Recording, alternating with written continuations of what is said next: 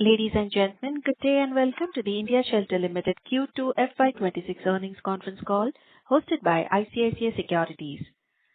As a reminder, all participant lines will be in the listen-only mode, and there will be an opportunity for you to ask questions after the presentation concludes. Should you need assistance during the conference call, please signal an operator by pressing star, then 0 on your touchtone phone. Please note that this conference is being recorded. I now hand the conference over to Mr. Renish Bua from ICICI Securities. Thank you, and over to you. Thank you. Good evening, everyone. Welcome to India Shelter Q2 FY26 earnings call. On behalf of ICICI Securities, I would like to thank India Shelter management team for giving us the opportunity to host this call. Today, we have with us the top management team of India Shelter, represented by Mr. Rupinder Singh, MD and CEO, Mr. Ashish Gupta, CFO, and Mr. Rahul Rajagopalan, Head Investor Relations. I will now hand over the call to Mr. Rupinder for his opening remarks, and then we'll open the floor for Q&A. Over to you, sir. Thank you, Renish. Good evening, everyone. On behalf of the company, I extend a warm welcome to all of you. Thank you so much for joining us on the call today. Let me start with some broad macro updates. Headline inflation is expected to stay towards the lower end of RBI's target band in 2025-26 after experiencing significant moderation during H1 financial year 26, mostly as a result of sharp correction in food prices. Despite flooding brought excessive rainfall in number of states, the prospects for agriculture industry remain positive. Adequate reservoir levels, helpful policy actions, and above normal monsoons in the majority of regions all contribute to this promising outlook. With significant increase in sales of fast-moving consumer items in rural regions and positive sales of tractors and motorcycles, rural demand is expected to stay solid. GST 2.0 reforms are expected to further boost private consumption and domestic demand. And high festive sales volume and consumer emotions already indicate a revival in household discretionary spending in both rural and urban areas, which should help credit expansion in coming quarters. The growth outlook is still supported going forward by reduced inflation, increased capacity utilization, favorable financial conditions. In the short run, the government's persistent emphasis on capital spending, GST changes, and bettering lending conditions should increase aggregate demand and support the sector's strong momentum with robust loan demand. On that note, let me move towards the quarterly update of India Shelters. We are pleased to announce that the company delivered another quarter of performance. We delivered an AUM growth of 31% year-on-year, reaching an AUM of rupees 9,252 crores. In Q2 Financial 26, we disbursed 931 crores, registering a growth of 12%. In Q2 Financial 26, we added 9 new branches as a part of branch expansion strategy. Geographic presence stood at 290 branches as of 30th September 2025. Gross stage 3 and net stage 3 came at 1.2% and 0.9% as of 30th September 25, as against 1.2% and 9% same year last year, 30th September 2024.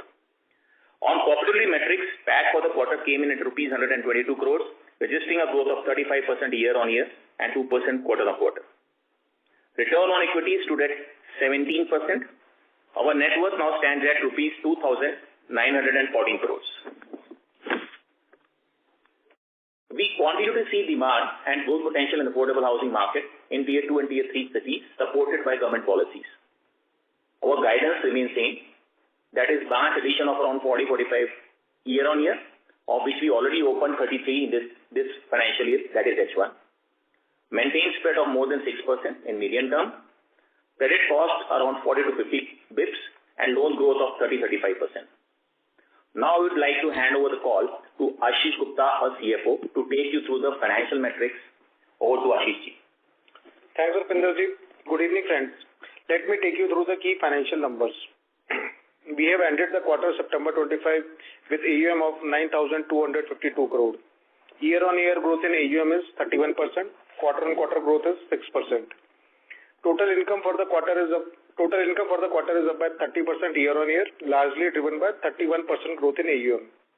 Our portfolio yield is at 14.9%, which is stable year-on-year basis. Our disbursement yield is also running at same level. On funding side, we have diversified borrowing with more than 30 counterparties.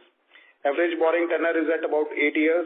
Our bucket cost of fund is down by 10 basis points in Q2 to 8.5%. Total reduction in cost of fund in the last 9 months is 30 basis points. Our marginal cost of fund for Q2 is at 8.1%. Thus, we expect to see another 20 basis point reduction in our bucket cost of fund by year end. We have received sanction of 550 crore from National Housing Bank, which we expect to draw in next 2 quarters. Further, we have received a sanction of 500 crore from SIDBI for the first time. This will help us to further diversify our sources of fund. Our lending margins are consistent above 6% in line with our guidance for medium term. Net interest income is up by 33% year-on-year, 5% quarter-on-quarter on the back of growth in our AUM and improvement in spread.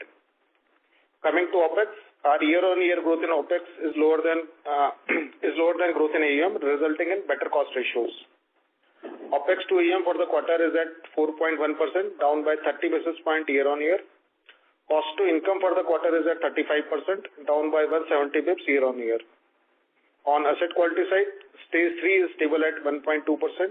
Our credit cost for the quarter is stable at 0.5%, in line with our guidance for medium term. Net stage 3 asset is stable at 0.9%. PCR for stage 3 asset is stable at 25%. Our total ECL is 73 crore against the regulatory threshold of 43 crore. Thus, we have adequate buffers are in place.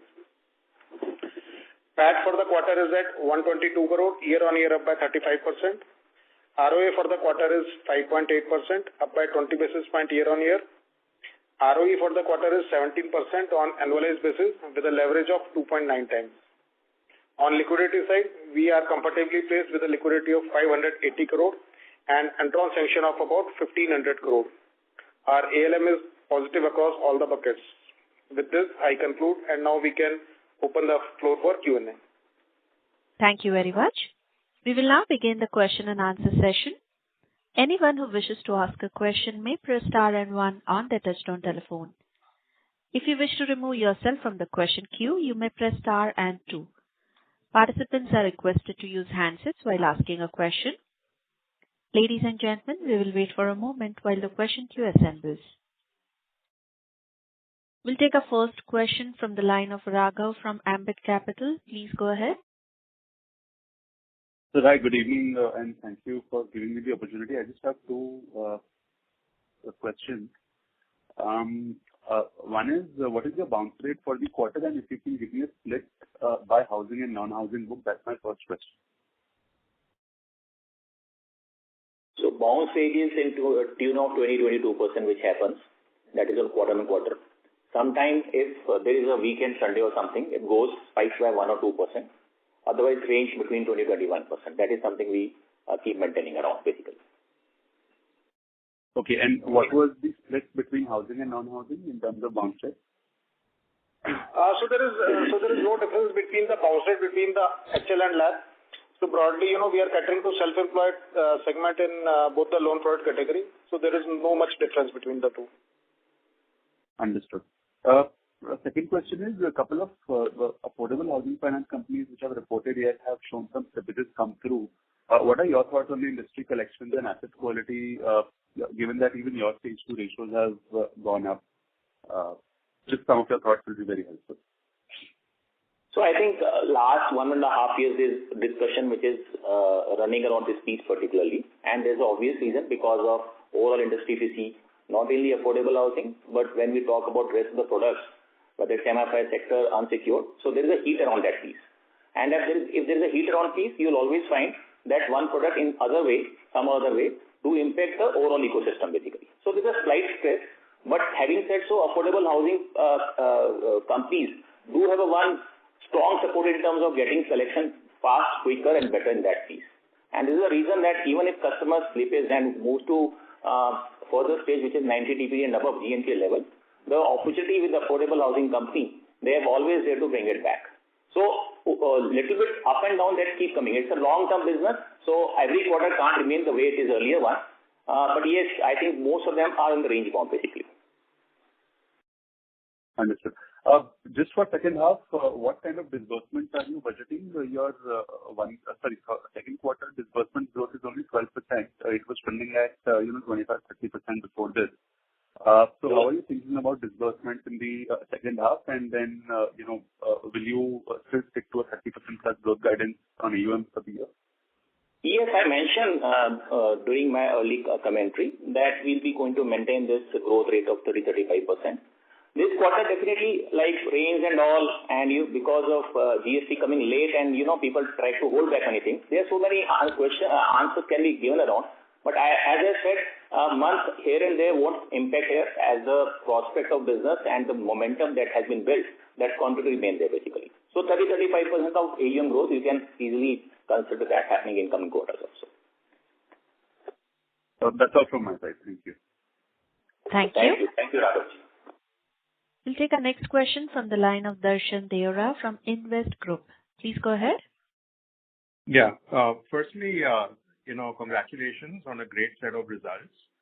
Actually, the question I also had was on disbursements, but you already answered that. So hopefully the disbursements will pick up in the second half. So this normally a trend which has been seen in history also, in the past also, for not only myself but most of the companies around. H2 is always considered to be, optimistic when compared to the H1. H1 has many factors, seasonality factors, picking up and things around that, these streamlining those things. So I think there is no reason that we should have a connotation around that this moment is not going to come up around. So effectively, as in we are mid of quarter almost there, we can see that this traction is coming back in terms of taking to the, as the numbers keep building around. But I think to be more like a forward-looking statement, but always H2 you'll find better than H1 in that terms. Appreciate that. Thank you. And again, great set of results and congratulations to the entire team. Thank you. Thank you so much. Thank you, Darshan. Thank you. We'll take our next question from the line of Sonal from AMSEC. Please go ahead. Hi, thanks for the opportunity. There has been this question earlier, but just wanted to check how was the collection trend in October? And also, disbursements were slightly slow, not just for you, but for the entire industry. So how is the demand per se? Is there any challenge in demand? You just answered that partially saying that which is better. But anything that we are seeing on the demand side, and also, if you could talk a bit about the rejection rates, how they were in 2Q this year and how was it, in the previous year?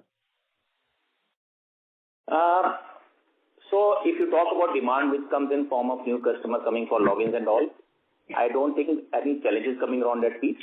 But as last 1.5 years, everyone has tried to stringent their norms. Definitely that has reduced certain amount in terms of suspension rates for me as well as most of the people which we keep also hearing along with you guys basically. Going forward, as we see that, a trend looks that is going to some more couple of months, and I think should going to come back because August was not a great month to have basically, if you ask me. But as we see September coming up, decently well, that was the quarter. So this is the beginning of next quarter. So I think we'll be able to come back, as for the trend what we have seen the history year or 2 years or 3 years back basically. Okay, and congrats for the quarter. Thank you. Thank you. Next question is from the line of Shweta from Elara. Please go ahead. Thank you, sir, for the opportunity. So a couple of questions. So could you throw some light on the LAP portfolio? How has been the 4 years now, and how are we distinct vis-a-vis industry? Second is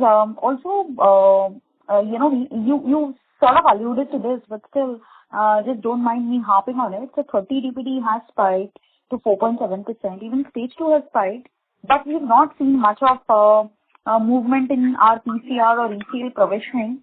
So if you can provide color there, and also any sort of customer cohort or ticket size or region-specific challenges. I remember last quarter you sort of pointed out Gujarat, Uttarakhand growing slower, and certain sort of challenges in particular markets. So if you can just throw some color there.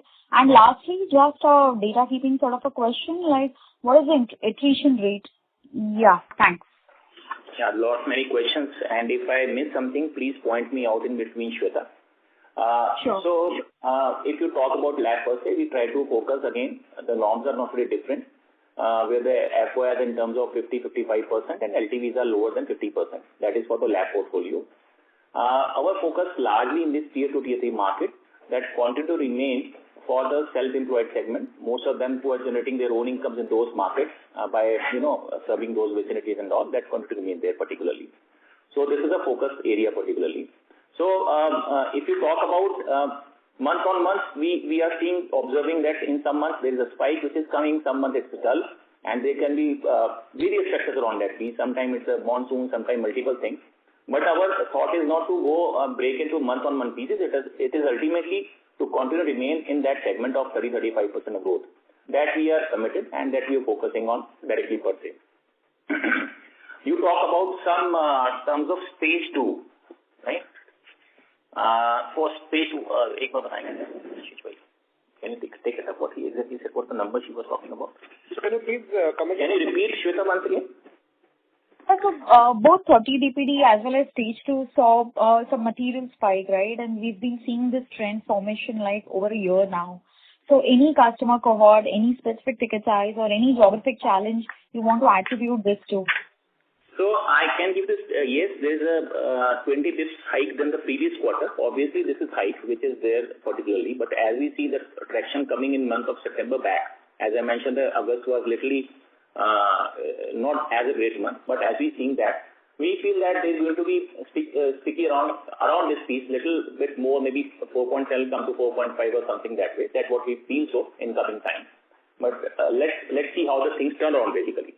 So we don't see things going out of proportion or something that we have to worry about it. So there is some tense in market that we are also passing through, but we are confident we'll be able to pass on. So I don't think that we have to read very much large numbers out of this between the lines basically. So lastly on the attrition rates. Attrition remains constant in same range. What is we are observing in last year or 2 years. In fact, today board has been kind enough to approve the numbers what we discussed last time to include all the branch managers under the ESOP scheme. So almost 13.75 lakh of stock options will be given to the branch manager level, where we're going to include almost 500 new employees in the ESOP pool, which is a pretty large chunk to cover them under that scheme, which are normally the frontline staff, which includes branch managers, branch collection managers, and good performing branch head managers. So I think these are the some tools that we are using it, and we are hopeful they should going to support in one way or other way for the attrition side also. Perfect, sir. Thank you so much, and congratulations on a good quarter. Thank you. We'll take our next question from the line of Renish Bhuva from ICICI Securities. Please go ahead. Yeah, hi sir. Congrats on a good set of numbers, especially during current time. So my question is actually related to that thing. So we have more than 40% shares between 5 to 10 lakh rupees ticket size, and most of the players, especially in the lab segment or a few of them from the affordable housing segment as well, are highlighting stress, or they have changed the strategy to disperse on the stop below 7 lakh rupees ticket size loans, which essentially means that the stress in that segment is relatively higher. So what is the asset quality performance of this particular pool, and also how confident you are that over next 2 to 3 quarters this segment should not sort of result in a higher credit cost and what we research currently? So Ramesh bhai, if we compare the same quarter compared to the last year, typically in this ticket size, what we're talking about 5 to 10 and around that piece, our numbers largely remain same, that piece.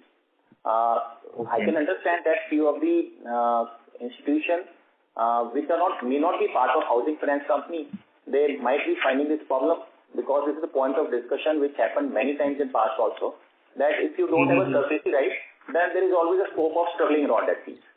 So I think that challenge does come because those rights are not for the institution which are not a housing finance company or the bank. So they find this kind of challenge while doing that piece. So yes, if there is slight stress, that stress percolates to the more intensity if you don't have a tools to control that piece.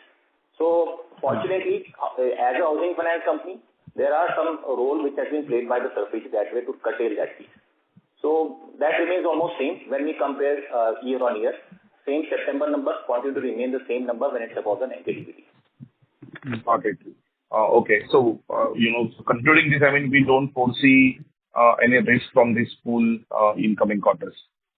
So we are continuing with this pool. We are not stopping it because we get a better yield than in the markets where we operate tier 3, tier 4, self-construction houses, someone who want to extend his home. There's quite a few cases where we get this opportunity around. Got it. And just a last question on the return equity front, right? So we are already touching 17%, having sustaining that number from last 2 quarters. And now, given your growth guidance of 30-35%, with increasing leverage, where do you see ROE settling in near term? I think there are many aspects to that piece, but I think what we focus, we not something we just focus on ROE alone. So the guidance remains safe on the typical 3-4 points, and you can easily calculate it. It's not difficult to make it up. So we want to continue where, credit cost remains in the same segment of 40-50 bits. That's our thought. And again, growing with the loan growth of 30-35%. So more than focus, our objective is more on the operation side. But what is running around, I think that is something which doesn't look out of scope, that is quite manageable. So we don't want to comment on ROE per se, but I think in a range probably where there's expectation around. Got it. Okay. That is from my side, sir. Best of luck. Thank you. Thank you, Ramesh. We'll take our next question from the line of Shripal Doshi from Equirus. Please go ahead. Hi, sir. Thank you for giving me the opportunity. My question was pertaining to the BT out rate for the quarter. If you could give that detail. Yeah, Shripalji.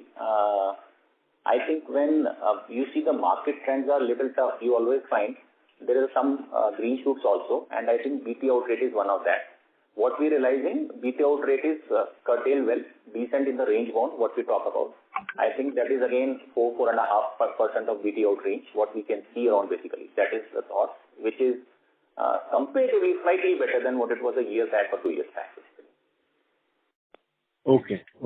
Got it. And sir, on the cost of fund side, so how do you see that number ending for FY26? And what % of our bank borrowing is linked to repo and T-bill? So how do you see that benefit flowing in on the cost of fund side, and where do you see it ending for the full year? So on the borrowing side, about 32% of the borrowing is linked to repo rate or T-bill, wherein largely the benefit has already flowed in. And remaining borrowing, about 15% of the borrowings are at fixed rate, and rest of the borrowings are linked to MCLR rate, wherein the benefit is coming in a very gradual form. But the good part here is that if we see our bucket cost of fund, that is at 8.5%. Incremental borrowings are running at about 8.1%. So the blend of the new borrowing and the old borrowing will keep changing. So we expect that by year end we should be having another 20 basis point reduction in our overall bucket cost of fund. Okay. So further 20 basis point of benefit is what we expect for the full year. Got it. So that is it from my side. Thank you so much for answering my questions. Thank you. We'll take our next question from the line of Subhranshu Mishra from Phillip Capital. Please go ahead. Hi, good evening. Can you hear me? Yes, please go ahead. Right. I just wanted to check on the BT out. So, what is the percentage of AUM which goes out on a monthly basis? What's the total fee? Yeah, Subhranshu. So, BT out as a percentage of average AUM is in the range of about 4.5 to 5% briefly. and that is, consistent in last 2 quarters. But if you compare it year-on-year level, it is down by about 100 basis points. Okay. And do we have a dedicated team to arrest this attrition? Yeah, so we have a centralized team who is engaged in the customer retention. So whenever we come to know that customer is looking out for loan, our team proactively connect with the customer and try and retain the customer. Okay. And what is the major reason of still the people who are going out? Is it just the drop in interest rate because they again have to pay fees anyway for the loan, right? Very difficult to judge that at the moment when he's moving out, basically. But largely there are 2 reasons. One is going for the more loan amount, and yes, obviously rate drop is also the option which is there. And when you are operating these markets, there are nationalized banks and all, which does operate at very, very lucrative rates. That's an option given. So irrespective of paying fees again and all, that location is good enough to move out sometime. Understood. And given the fact that you spoke about the nationalized banks, are these guys also chasing us in treasury to take up loans? Are they coming up with cheaper pricing for us? What is the translation of the cuts till now for us?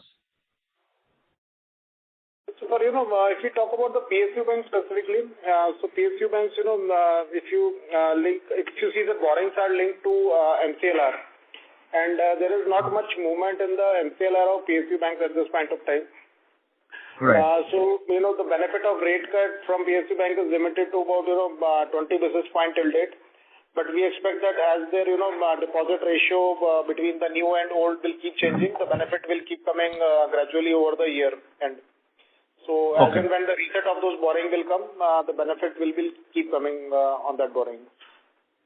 Right. And have they become more, both PSU and private banks, have they become more aggressive towards that treasury?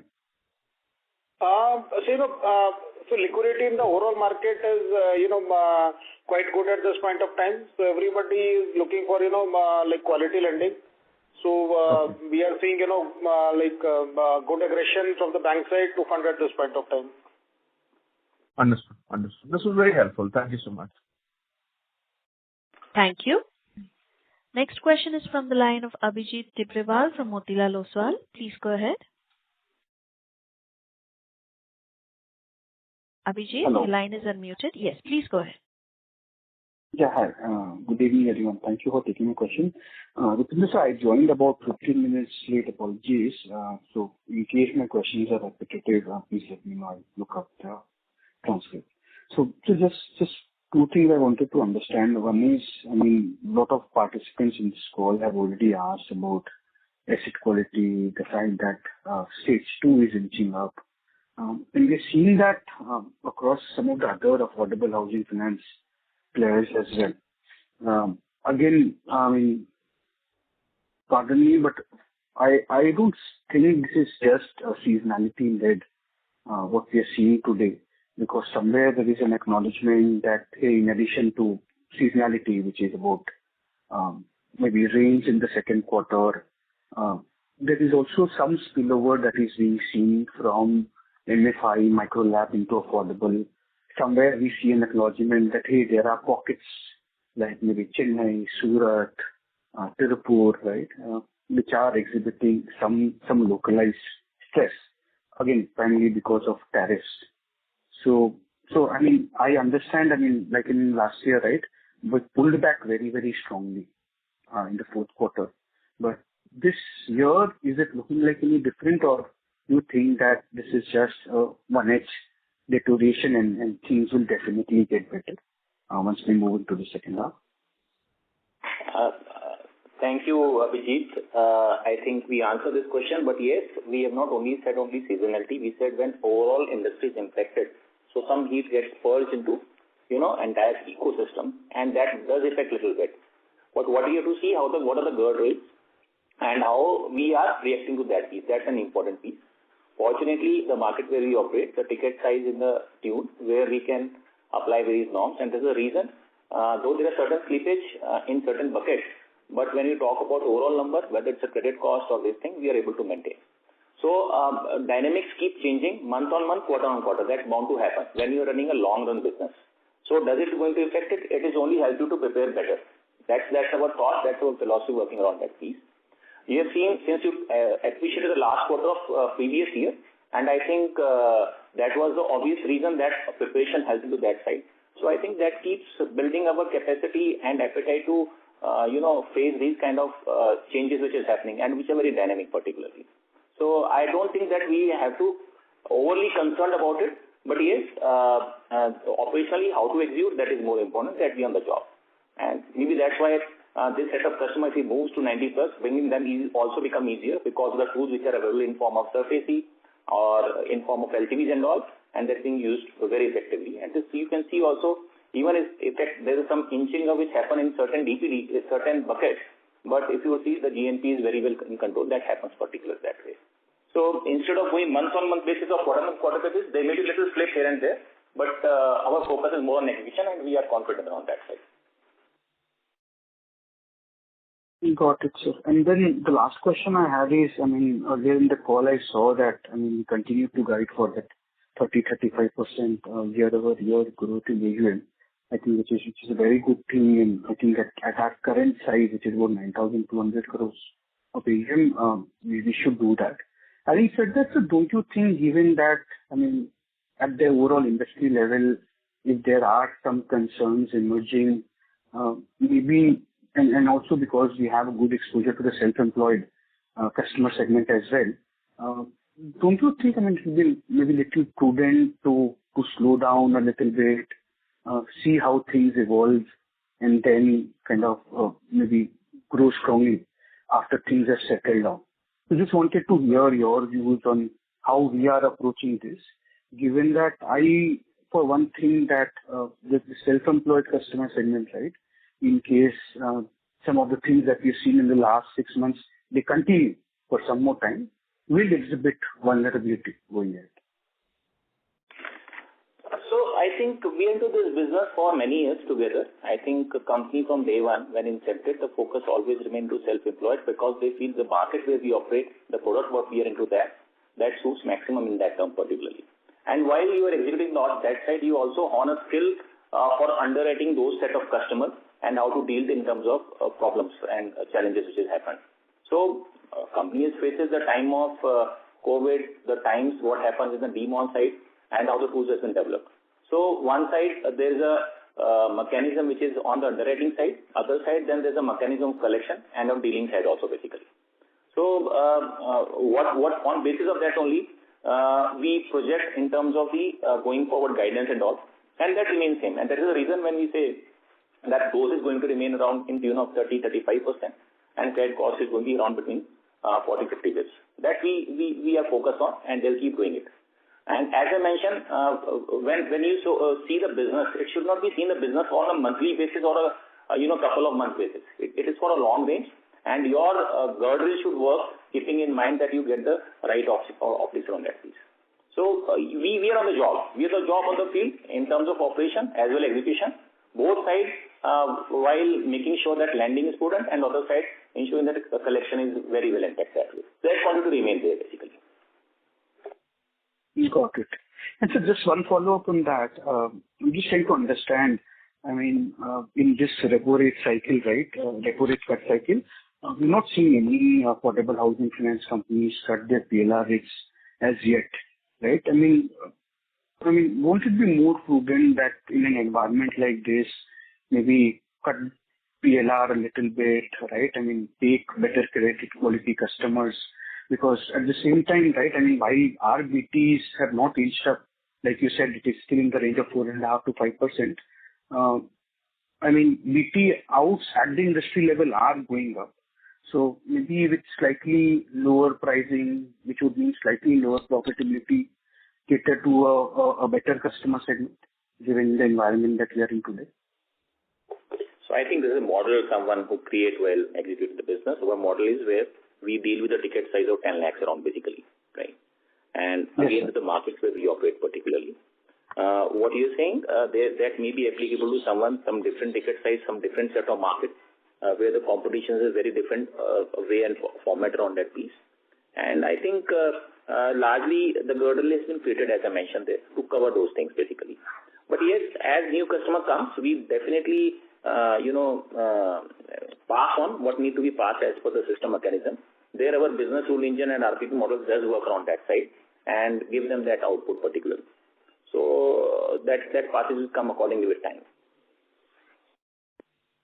Got it, sir. That's all from my side. Thank you for patiently answering all my questions, and I wish you and your team the very best. Thank you, Vijay. Thank you. We'll take our next question from the line of Saptarshi Chatterjee from Grow AMC. Please go ahead. Yeah, thank you so much, sir, and thank you for the opportunity, and congratulations on good numbers in a difficult times. Sorry for harping again on the asset quality piece. Just to understand that fundamentally, whenever there is a problem in the environment, it happens sharply, and then it takes a couple of quarters to repair the damage. But generally, as you were mentioning and other players are also mentioning, that it should be better in couple of months. So what is giving that confidence, or any on-the-ground insights that is giving us confidence that it should be better in couple of months in that way? So what happens generally when customer moves from one bucket to other buckets? So there is always, you have to wait for a couple of months to realize that he comes back basically. So if it is in bucket 2, bucket 3, so customer has two options. Either to pay back and, become a normalized, or other option, if he's not able to do that, then he move to the next bucket, which is an NPA bucket, basically. So as NPA bucket starts moving to the NPA bucket, then definitely the other triggers which comes into the function, whether acquisition of property, using the tools around that fee for surfacing and all. So there then customer reach to the level of taking a conclusion and right decision, basically. And those decisions are to close the loan on various basis. Either will try to dispose his asset and settle it down, because he also know the end of the day he has to pay interest and principal to the institution back. So that decision movement becomes more effective in that side. And in case if it doesn't happen, then obviously then another 6 to 7 months, sometimes it's 8 to 9 months, that you are able to possess and sell the property in the market. So the decision making point, because everyone knows that it's my asset which he has to keep it intact. He knows that as far as possible, if can manage it, let me try to manage it out. So those decision points come at certain level. So many of customers, they do come back after, being into those buckets for couple of months. And if that doesn't happen, then your tool gets triggered basically. So these leads to some kind of output in that way. And on basis of the trends, past trends and what data says, people are able to give you idea that couple of quarter or couple of months, they should be able to track it back. Got it, sir. Very helpful. And this is since you asked the question about why in industry what happened, so I thought to give you more as a broader sense around that. I hope this very helpful. Yeah, very helpful. And on the for us, any customer level color, is it happening on any customer profiles where income is impacted, or any vintage of loans where the delinquency is happening, or any regional level problems? Any color on those asset quality? So slight here and there keeps coming basically, and it's not because of current times or specific times. This is a trend. So if we are maintaining the GNP of 1.2, 1.3, what we are showing it from last so many years, it is not that during that time everything was neat and clean and suddenly something has happened. So when you are operating in 300 branches, executing this kind of set of customers, every time you find some challenges and trouble around that piece. For those set of customers, then you have to have a very clear understanding what are the tools need to be applied at what time. That's the learning that we learned by underwriting 2 lakh customers in the last 10 years. Okay. And last piece is in terms of competitive intensity versus 1 or 2 quarters back, is it higher or similar or lower? Any color on the competitive intensity part? That remains almost same. I didn't find much of change. It has not increased or decreased, but almost remains same. There are a set of competitors which are always existing, coexist together. And there is always a push and pull effect to a certain level.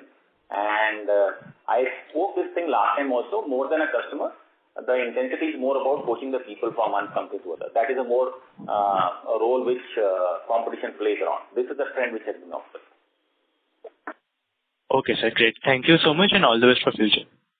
Thank you. Thank you so much, Sapsi. Thank you. We'll take our next question from the line of Vaibhav Lohia from CFM. Please go ahead. Hi. Thanks for the opportunity. So I just wanted to understand what is the aspiration for the next 3 to 5 years. Before we have grown around 40% CAGR for the past 3 to 5 years. So, like, where do you see yourself in the next 3 to 5 years? And we have this question. So next couple of years, what we feel, we want to grow in the range of 30-35%. That is our thought, and that's the way we are trying to build our model, businesses, and our structure accordingly. So this is something what we are looking for next couple of years. Okay. That's helpful, sir. Thank you so much. Thank you. We'll take our next question from the line of Siddharth Chandrasekhar from SJN Securities. Please go ahead. Hi, sir. Am I audible? Yes, please go ahead. Okay. So my first question is about our lab business. So what is the maximum and the minimum interest rate that we charge to the customer, and what is the LGD of that portfolio, historical LGD? Ticket size remains 10 lakhs, and rate what we are charging is anywhere 13 to 16.5, 17%. Again, depending upon risk-based model, basically, risk-based pricing, how it works around that piece. So on the on the PD LGD side for this lab customer, so generally historically we have seen PD of this customer remain higher by about 20-30 basis point. But given the fact that they have a quite lower LTV, so our LTVs for lab loan is at about average about 45%. So we have seen that LGD remains lower than the home loan cases. So on a net basis, credit cost between home loan and lab is pretty much similar when we apply both the PD and LGD. Okay. So, sir, when it comes to that, when once a portfolio move to an NPA, right? So, where is the maximum probability, like, it get recovered, right? Is it because you are selling the property or, doing a settlement? How it usually happens? So generally, so given the fact that we have access to the SARFAESI, we have seen historically that if the customer, moving into an NPA bucket, so, we like invoke our SARFAESI process wherein, customer generally comes out for a settlement. They call their friends, family, and, offer for the settlement. And generally this trend remain for their about 85% of the total NP cases. And remaining 15 cases, we have to go for auction and, close the loan. Sir, usually this happens, right? So we usually value some metrics to some value to one property, but when it comes to the auctioning of these things, right? We might not get the actual value, right? You're right. Yeah, please continue. Yeah, that's all. Sorry, yeah, you can go ahead. So I was saying that generally if the customer is coming for settlement, then the losses remain lower in the range of 9 to 10%. But in the rare cases, wherein the settlement couldn't be concluded and we have to go for auction, and those are very rare cases because of some family dispute with the customer, wherein he is not able to sell the property. Losses got slightly higher in the range of 22 to 25%. But at a blended level, since the cases of auction are very limited to the tune of about 12 to 15%, the overall LGD remain in the range of 11 to 12%. Okay. That's helpful. So the second question is about our off-book strategy. So what is the spread that we earn from our off-book, when we do the co-lending or assignment? So in off-balance sheet strategy, we generally do our lab loans only, both in DA and the co-lending. So our average yield on the lab portfolio is close to 15.5%, while average cost of fund is about 8.5% for the lab book. So broadly, it is about 7% margin that we get on this off-balance sheet portfolio. And on-balance sheet also we do the same? On-balance sheet is also same, but it includes both the home loans and lab. So obviously, also on the home loan book, the margins are lower, and the lab, the margins are similar at 7%. Okay. Sir, is there any thought process that you have given, basically like our capital adequacy, right? So it's right now it's beyond 50%, right? So is there any thought process put behind, right, for the time being, slowing down the off-book strategy and using a better capital, then we expand this, right? Any process on this? So, off-balance sheet strategy is not a function of CRAR exactly. So it's a function of, various funding sources that the company need to bank upon. So as a matter of diversifying our funding sources, we have devised a strategy that that we will keep a part of book in the form of off-balance sheet, and that strategy says that briefly in form of DA we will raise about 16 to 18% of our total funding. Co-lending we will go up to 10% of the total book at this point of time. Our thought process is. So these off-balance sheet sources give you a very long-term funding, which you generally don't get in the form of term loan. So that's how it is always good to keep a blend of both on book and off book. Okay. So just a last question. So any update on the rating upgrades or any discussion went on? So our last rating upgrade has happened somewhere in July 2024, and we have not even concluded about 2 years from the last rating upgrade. So we expect that once we conclude the vintage of briefly about 18 to 24 months from the last rating upgrade, we will be in position to pitch the rating agency for like another rating upgrade. We will wait for a quarter or so before like pitching to the rating agency for that. Okay. Yeah, thanks for answering this question. Thank you. We'll take our next question from the line of Aditya Pal from MSA Capital Partners. Please go ahead. Hi, sir. Thank you so much for the opportunity. Great set of results. Just wanted to quickly understand, I joined 10 minutes a bit late on the call, so I don't know if you've already answered this, but at the cost of preparation, I'll just go ahead and ask. So when I look at your 30 plus stage 2 and your GNPA, 30 plus and stage 2 have increased, but GNPA has not increased that much. So what is it that we are doing that we are arresting the slippage and not letting it fall in the higher bucket? So in stage 2, as we have said that the customer remains generally sticky. If the customer has missed 1 or 2 EMI, they generally they are not in position to pay couple of EMIs together and come out of the stage 2. So, and while moving to the stage 3, everybody, has that concern that, if they move to the stage 3, then then the company will invoke the SARFAESI process. And the company is also very strong in terms of, recovering money out of the overall NPAs. So that's why, you are seeing some accumulation happening in stage 2 for the time being. But the moment, the overall scenario will improve, either these cases will go to the standard assets, or in case they move to the NPA stage, we will be quickly invoking our legal recovery process and do the resolution of the same. Understood. Sir, just one last point. Have we taken any write-offs in first half of 26?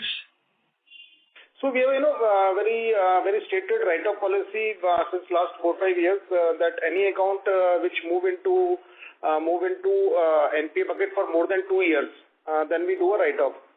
So in this last quarter Q2, we have written off about 5 crore of such NPAs, but parallelly we have recovered about 3 crore of NPAs that we have written off earlier. So that's a regular churning that keep happening between NPA bucket and recovery out of these write-off accounts. Understood.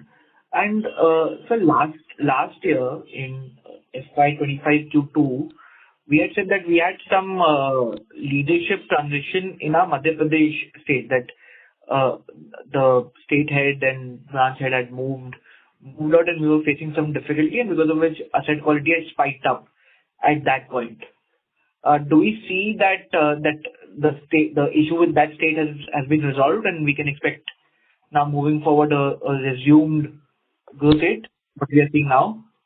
Yeah, around 7-8 months we are able to hire a new leader, and I think he's picking up. Yes, we have given gestation period to that gentleman, and it looks the things are on track. And we are optimistic about the future, the way MP looks going forward in terms of output that we look forward. So the team is stable now largely. The question what we want to talk about. Perfect. Thank you so much, and Rupinder and Ashish, wishing you all the very best. Thank you. We'll take our next question from the line of Meghna Luthra from InCred Equities. Please go ahead. Yeah, hi. Thank you for giving me an opportunity, sir. Sorry, even I joined a little late.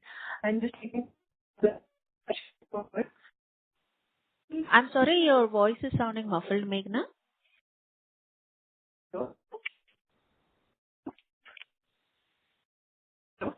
Meghna? Can you hear me better? Yes, please go ahead. Hello? Yes, we can hear you. Yeah, Please go hi. ahead. Thank you for the opportunity. Sorry, I joined a little late. I'm just taking the previous question ahead. Can you give some color on the process of recovery that starts once an asset is in stage 2?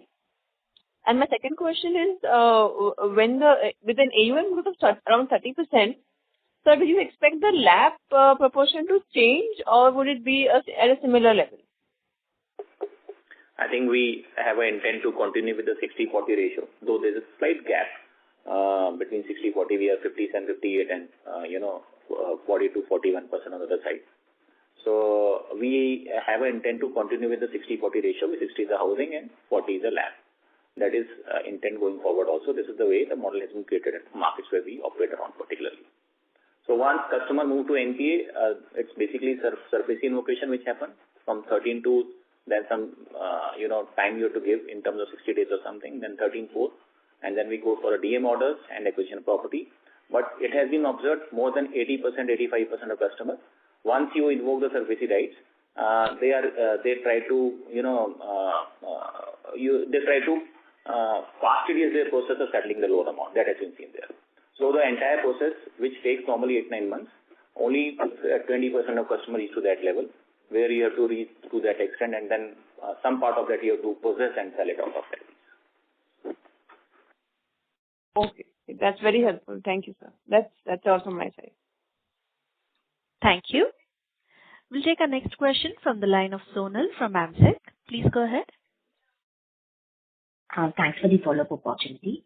So just, sir, if you could just highlight a bit on credit filters that you've applied, during Q2. Also, if you could just give out some data on how the delinquency trend is moving in home loans and LAP. Any segment that you see where the delinquencies are higher, within the two. Similarly, on the self-employed and the salaried customer segment. And when do we do ECL reset every year?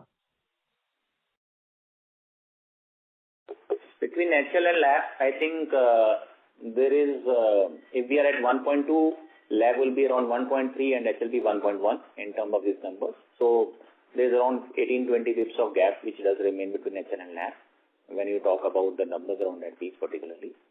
As for the tweaks that we keep doing it, that's a continuous process which happens in our BRE, business rule engine, while curtailing this customer.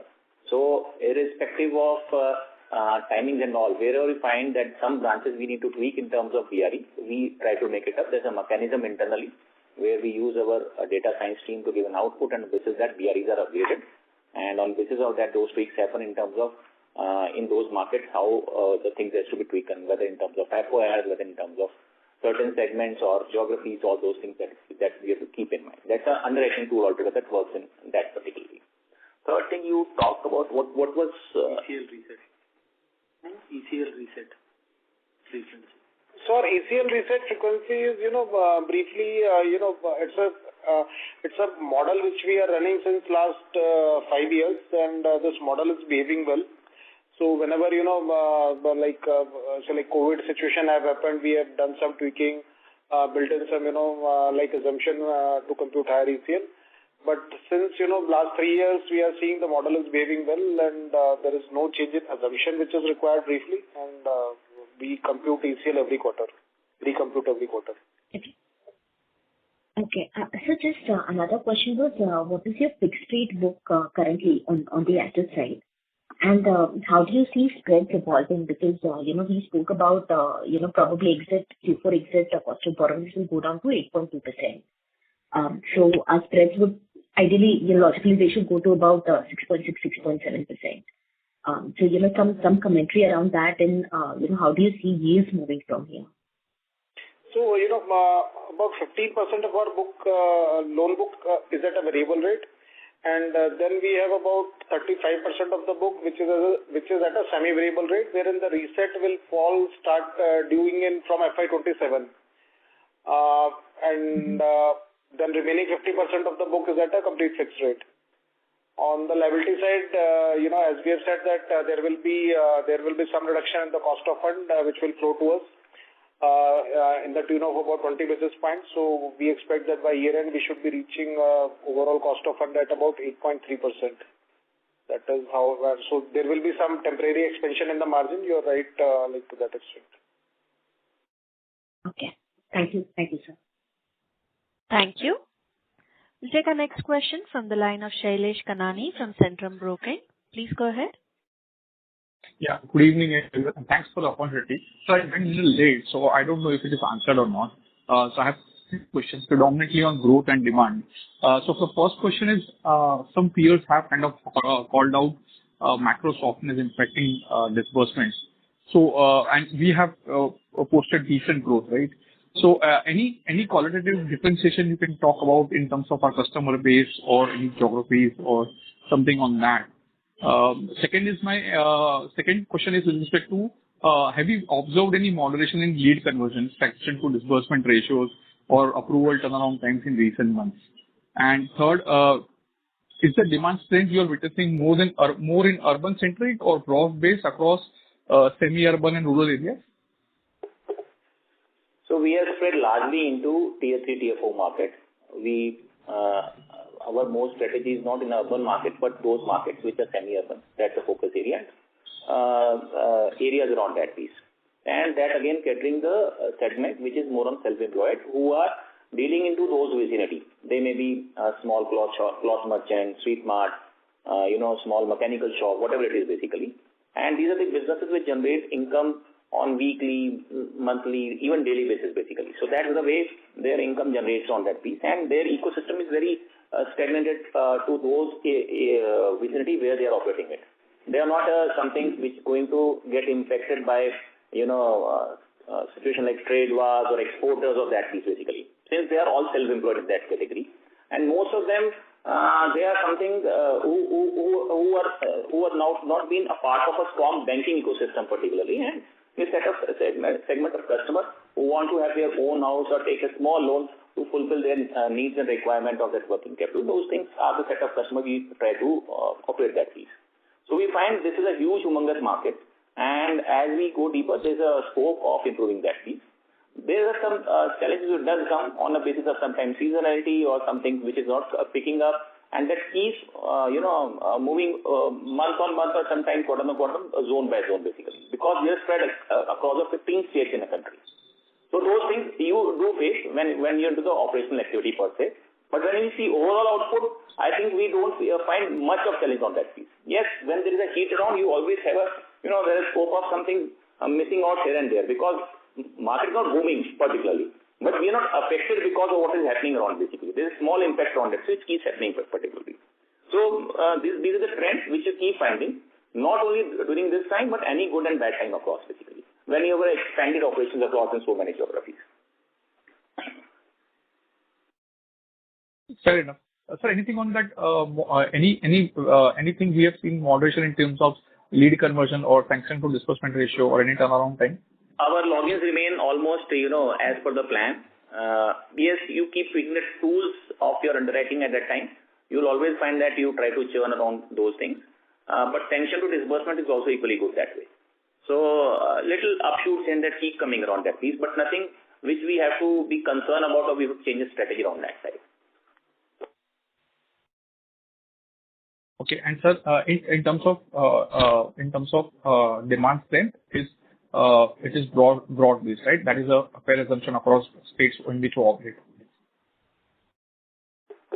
Yeah. Okay. Thanks a lot, sir, and best of luck, sir. Thank you.